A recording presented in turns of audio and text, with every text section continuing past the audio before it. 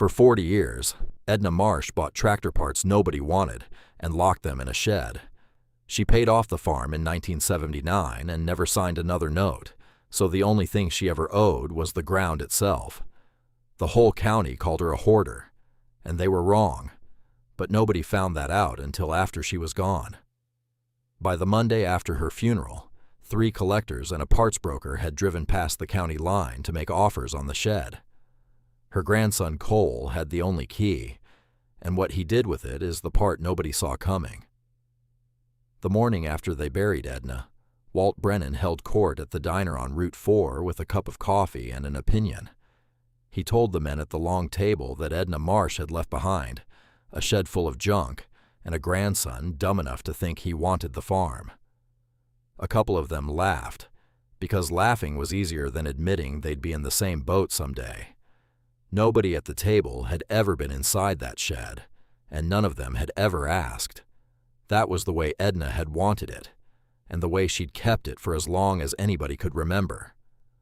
Cole heard the laugh secondhand that afternoon, and he didn't bother to correct it.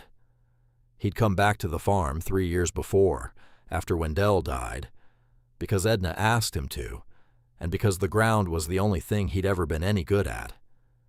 He was 34, single, and he'd turned down a shop foreman job in town to keep the place running. Edna had taught him the rest, the same way Wendell had taught her, one slow season at a time. She never told him what to do. She just put him next to a job and let him figure out the order of it. And by the second year, he could read the weather and the ground the way she read them, which was the only diploma she'd ever cared about. The thing people in town never quite understood about Edna was how a woman with that much ground never seemed to have any money and never seemed to owe any either. She paid off the last note on the farm in 1979, the year Cole's mother started school, and she never signed another piece of paper at the bank. She drove the same green Chevrolet for 31 years, until the driver's door rusted through, and Wendell bolted a piece of sheet metal over the hole. She had one rule about equipment, and she said it the same way every time. If she couldn't pay for it standing up, she didn't want it lying down. Becca drove out from town that evening for the reading of the will, and the first thing she asked after the lawyer left was the thing Cole had been dodging for 3 years. She wanted to know what was in the shed out past the machine shed, the one with the padlock the size of a fist. Cole told her the truth, which was that he didn't know. Edna had kept it locked his whole life, and she'd only ever said one thing about it, that he'd understand when it was his. The will was short. The farm went to Cole, the house and the ground and everything on it. Clear title. No debt attached. A small savings account went to Becca, enough to matter and not enough to change anything. Becca didn't argue about the split, because she'd known it was coming, but she looked tired in a way that had nothing to do with the drive. She had 2 boys and a mortgage in town, and a farm she'd never wanted half of. Cole waited until dusk to walk out there, with Becca behind him and the padlock key on a leather string around his neck. The light was going gold over the back pasture when he fit the key in and turned it, and the door swung out with a groan that set a couple of swallows up off the rafters. He didn't step inside right away. He just stood in the doorway and let the last of the daylight fall across what was inside, and he didn't say a word, because he couldn't quite figure out what he was looking at. There were shelves floor to ceiling on both walls, and on the shelves were boxes, labeled in a hand he recognized as Edna's. Pegboard hung between the windows, with hooks holding parts still wrapped in their original paper. The place smelled like oil and old cardboard, and the cold metal of things that had been waiting a long time. Becca looked over his shoulder and asked, quietly, whether Grandma had lost her mind out here. Cole didn't answer, because for the first time in his life he wasn't sure.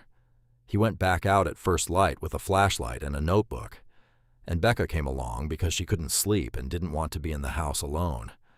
They pulled the first box off the nearest shelf and set it on the dirt floor, and Cole cut the tape with his pocket knife. Inside, wrapped in wax paper, was a water pump, brand new, with a part number stamped into the housing and a dealer tag still wired to the stem. Neither of them said anything for a moment, because neither of them had expected anything this clean. The next box held a clutch disc, still in the factory grease. The one after that held a set of gaskets in a cardboard sleeve yellowed enough to crack at the folds. Cole started reading the labels on the shelves out loud, the way you read a map when you're not sure where you are. Names like Empire and Graham Bradley and B.F. Avery and Minneapolis Moline. Becca wrote the names down in her phone, and Cole could tell from her face that the words didn't mean anything to her, because they wouldn't mean anything to most people his age either. They meant something to Cole, because Wendell had put him on a tractor before he could reach the pedals, and Wendell had used names like those the way other men used the names of ball players. Those were orphan brands, companies that had died before most of the people in the county were born, and the tractors they'd built were still out there in the backlots and the hedgerows, running on parts that didn't exist anymore. What Cole was looking at, he realized slowly, was new old stock, dealership parts that had been ordered and paid for and never used, sitting on a shelf for the machines that still needed them. Roy Kowalski wandered over around 10, the way neighbors do when they see a light on where there shouldn't be one, and he stopped in the doorway the same way Cole had stopped the night before. Roy was 70, and he'd been turning wrenches since before Cole's father was born, and he read the labels on the shelves without touching anything. Then he looked at Cole and told him, in a voice that had gone careful, that there were men who would drive 3 states to find one of those gaskets.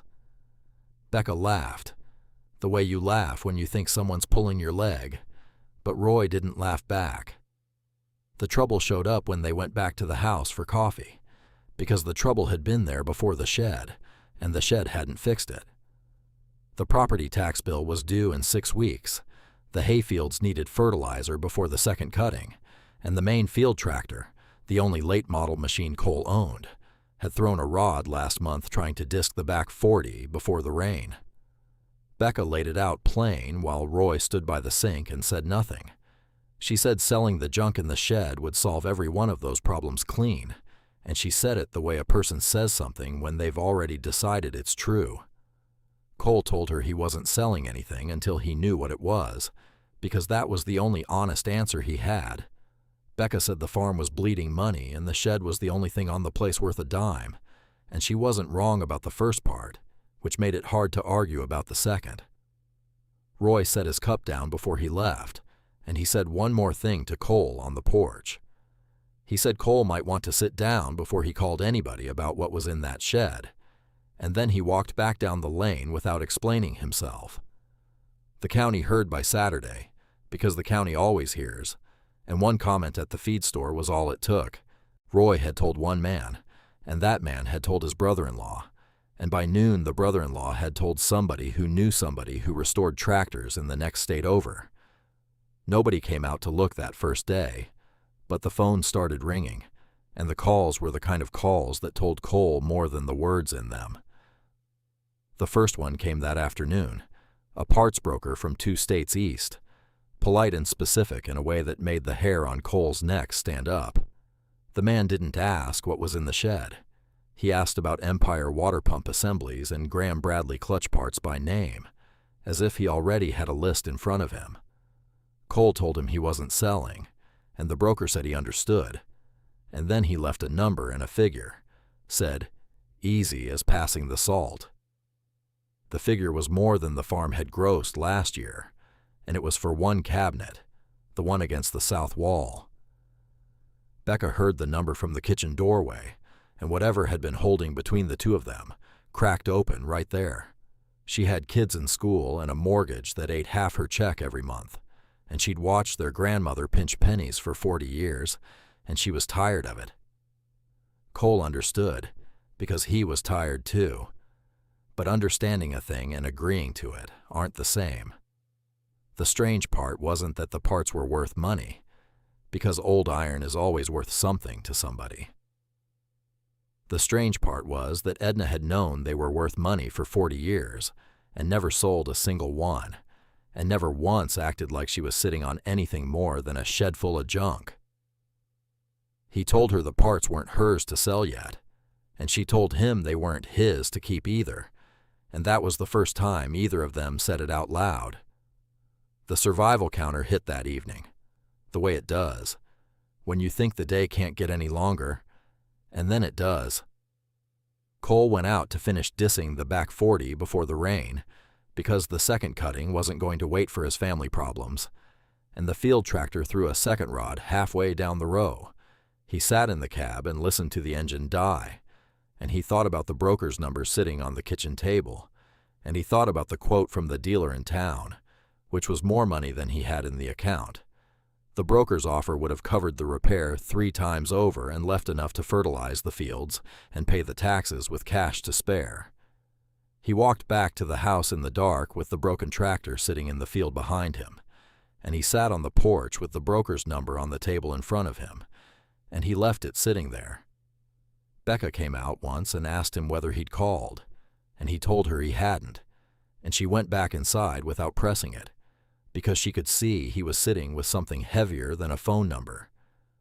A second collector called before midnight, and a third one called after it, and Cole let the machine get them both because the calls were coming faster now than he could inventory the shelves. Word was moving down the back roads the way it always moves down the back roads, faster than the phone and surer than the paper. Cole had 3 names on the kitchen pad by morning, and none of them were local, and all of them wanted the same cabinets. He hadn't opened half of them yet, and already men he'd never met knew what was inside, which told him Roy had been right about one thing. Whatever Edna had built out there, it wasn't going to stay his secret for long. Sunday morning, a man named Harlan drove in from out of state in a clean old Ford with an equipment trailer behind it, and he didn't drive up to the house like a buyer. He parked at the end of the lane and walked the rest of the way a man walks when he's not sure he's welcome and doesn't want to crowd anybody. He was somewhere past 70, lean with a cap pulled low, and he asked Cole, on the porch, whether he was the grandson Edna had talked about. Cole said he was, and Harlan nodded once, and he said he'd come a long way to see if what he'd heard was true. Harlan wasn't a broker, and he wasn't a collector in the way the men on the phone were collectors. He kept the registry for an owners club that had started back in 1993, a group of 120-some members, spread across 30 states and 3 Canadian provinces, all of them devoted to one orphan tractor that only about 4,000 had ever been built. The club tracked every surviving machine by serial number, traded restoration advice in a newsletter that read like a family letter, and reproduced the parts that couldn't be found anywhere else. Harlan had driven out because a friend of a friend had heard there was an Empire stash in the county, and he wanted to see it before the buyer scattered it to the wind.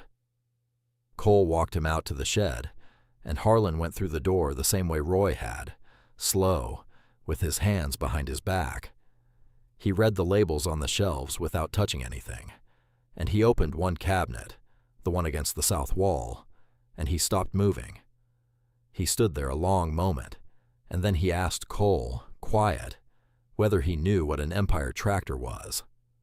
Cole said Wendell had owned one, sitting out behind the machine shed, not running since the 90s, and Harlan went still in a way that wasn't surprise exactly, but something close to it. Then Harlan said the thing that turned the whole story in Cole's head. He said most of the parts on those shelves didn't exist anymore, anywhere, because the companies that built them had died, and the dealerships had closed, and the men who'd remembered them had passed on. He said what was sitting in that shed wasn't really parts. It was the only library left for a handful of machines that the world had decided to forget. And then he looked at Cole and told him that his grandmother hadn't been collecting. She'd been keeping something alive. Becca had come out to the porch by then, and she stood in the doorway listening, and she didn't argue, because there wasn't anything to argue with. She went quiet, the kind of quiet a person goes when they realize they've been reading a thing wrong for a long time. Cole asked Harlan what he was supposed to do with that, and Harlan smiled a little and said that wasn't his call to make, but he'd be grateful for a cup of coffee if there was one going. The two of them sat on the porch for an hour after that, and no money came up, not once, which was the first time in 2 days that had been true. Harlan told Cole about the Empire, how it had been built right after the war with a Willys engine and a straight bar hitch that pulled from under the tractor's center so it was near impossible to turn over, and how only 4,000 had ever been made, and most of them had been shipped south of the border. The newsletters the club sent each other read more like family letters than club business, half restoration notes and half news of who'd passed, and who'd found what in a barn nobody had opened in 40 years. One man in Nebraska had bought an early factory prototype at auction. It was the kind with the larger toolbox and the tilt hood, and the club kept a list of every empire they'd ever heard of, a list that was always shorter than they wanted it to be. Cole told him about Wendell, and about Edna locking the shed, and about the way she'd never explained any of it, not once, not even when he'd asked her straight out the summer before she died. Harlan left without making an offer. He told Cole he'd be back, and Cole believed him, but Harlan wasn't the one Cole needed to worry about. The one with the checkbook was still coming on Monday, with a number big enough to test everything Harlan had just told him. Monday morning, the real one shows up. The phone calls had been warming up for him all week.